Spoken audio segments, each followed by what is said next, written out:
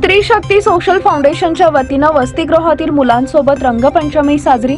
किरण माशाळकर यांची संकल्पना.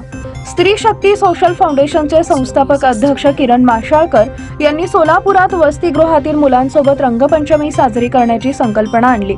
दरवर्षीप्रमाणे यावर्षी सुद्धा श्री हिंगलाज माता मागासवर्गीय मुलांचे वसतिगृह सोलापूर इथं मुलांसोबत रंगपंचमी साजरी करण्यात आली.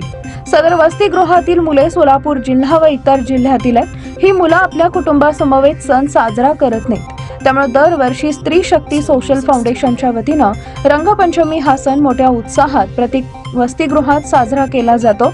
येथील मुलं खूप आनंदी होते. वसतिगृहातील मुलांना खाऊ वाटप करण्यात आले. स्त्री शक्ती सोशल फाउंडेशनचे संस्थापक अध्यक्षा किरण माशाळकर, लता ढेरे व संस्थेचे सर्व पदाधिकारी यांची उपस्थिती होती.